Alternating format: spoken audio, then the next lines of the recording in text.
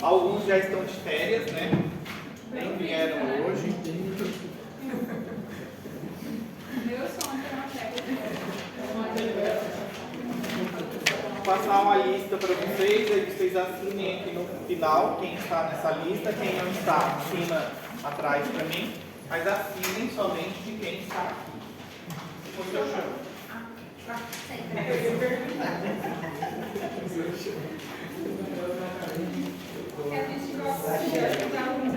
Sim, mas não vamos ajudar não. Como estão faltando demais, não sei se vocês já conhecem a minha fama da minha prova, que é uma das mais fáceis da faculdade.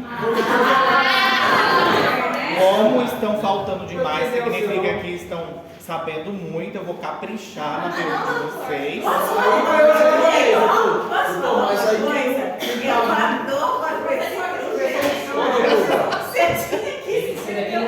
Mas quem tá vindo precisa pagar. Quem tá vindo precisa pagar. Ah, quem tá aqui vai estudar, né?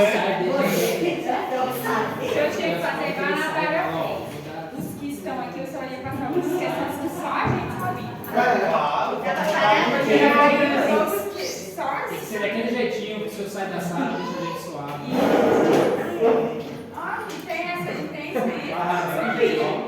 Aquele jeitinho agora. Eu já fazia esse jeitinho, não? Só me tirava. certo? Professora, eu não sei. Acho que na aula passada eu achei demais. Tinha um que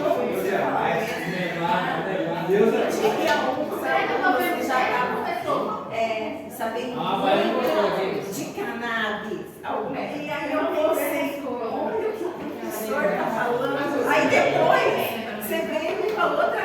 Como que você falou? É que você estava tipo. Nós sabíamos de Não é, mas não era no sentido que eu pensei. Você deu uma catracada depois. Você falou assim, olha, quem está sabendo muito vai saber tudo para a prova. Bora, porque a última vez que a gente teve. Certo, tem um nudes aqui hoje para vocês, certo? Vamos falar um pouquinho da nossa ponêutria, certo? A ponêutria, ela vem causando principalmente dor aonde ela pica, onde é a picada da nossa aranha. O paciente, ele sente muita dor, certo? O paciente, ele tem uma dor muito grande no local aonde ele recebeu a picada, certo? Alguns efeitos fora a dor da nossa ponêutria, como a gente consegue perceber, um deles é o priapismo.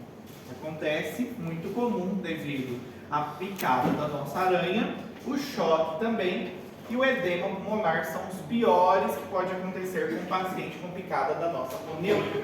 O mecanismo de ação dela é justamente o quê? Devido à ativação e retardo da inativação dos canais de sódio, e isso faz uma despolarização nas minhas fibras musculares e terminações nervosas sensitivas, tanto sensitiva como motora, como no sistema nervoso autônomo, e favorece principalmente a liberação dos meus neurotransmissores, principalmente de acetilcolina e das minhas catecolaminas, certo?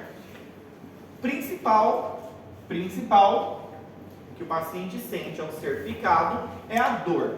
Isso aqui é o que o paciente relata quando ele vem sendo picado. Como eu comentei na última aula, existe uma universidade, inclusive do Brasil, que ela está fazendo um estudo na intenção de descobrir um novo medicamento que para ereção para os meus pacientes, porque o veneno da aranha em si, ele produz um priapismo, certo? Isso. Hã? Que a aranha é potente, certo? Só que um dos problemas é justamente a questão do quê? Que ela pode leva ao priapismo, leva também ao edema de pulmão e ao choque também, certo? Isso é o que pode acontecer com os nossos pacientes. Então, no quadro clínico, se o paciente ele recebe uma picada da nossa aranha, o tratamento inicial é aliviar a dor do paciente. Não necessariamente a gente precisa entrar com um soro nesse paciente. A principal manifestação do paciente aqui seria a dor. Ao local onde ele recebeu a picada, ele sente muita dor, certo? As manifestações mais leves, que 91% dos casos dos nossos pacientes referem, é a dor no local. Depois disso, pode começar a ter sintomas que são o quê? Moderados, a grave. O grave é onde o paciente já apresenta um choque, pode ter um edema agudo de pulmão, pode ter também o priapismo, mas no moderado o paciente normalmente ele tem taquicardia, aumento da pressão arterial e esses sudorese, e esses efeitos são justamente devido à liberação de catecolaminas. Não necessariamente a gente precisa tratar o nosso paciente aqui com soro. Existe um soro específico para aponeutria também, mas não é muito utilizado, porque boa parte dos pacientes manifestam somente o quê? Dor no local, certo? Então a gente trata o quê? De forma sintomatologicamente a dor do paciente. É muito raro o paciente ele vir manifestar, ou seja, agravar por causa de uma aponeutria. Se caso agravar, existe sim o soro, não são todos os locais que existem, também o soro, aponeutria, certo? É muito difícil a gente encontrar também, não são todos os locais, até porque é muito raro o paciente acabar complicando por uma picada de aponeutria. Agora, quando a gente fala de Loxocele, essa aqui já é comum aqui na nossa região, ela é comum, Loxocele, que é a famosa aranha marrom, ela já é comum aqui na nossa região. Principalmente agora, na época do inverno, ela gosta de ficar principalmente dentro do guarda-roupa, no meio das roupas, certo?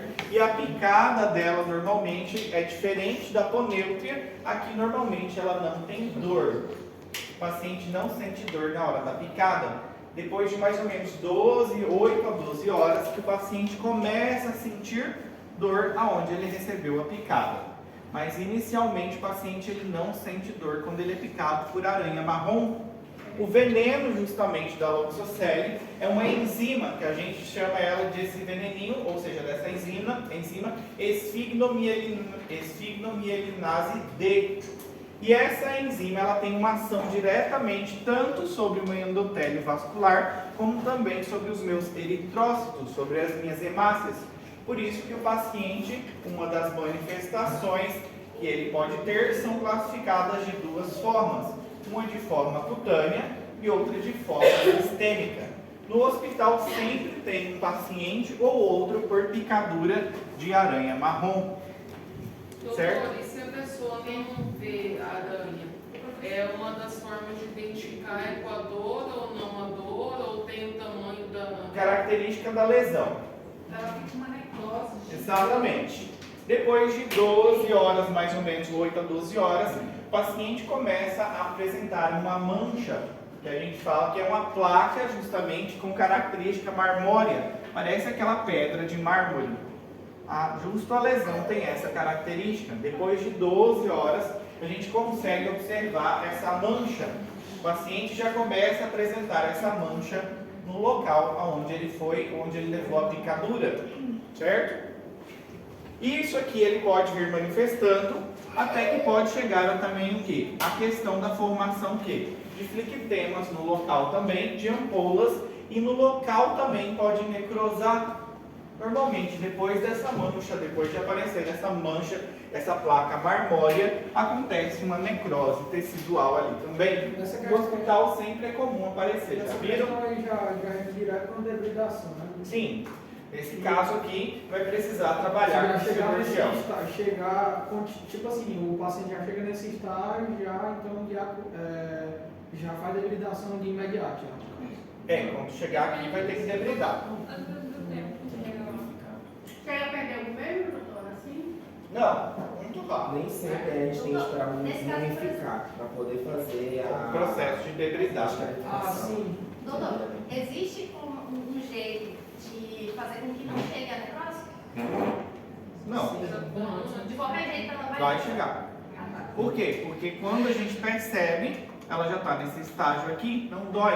A picadura justamente não dói, a picada não dói.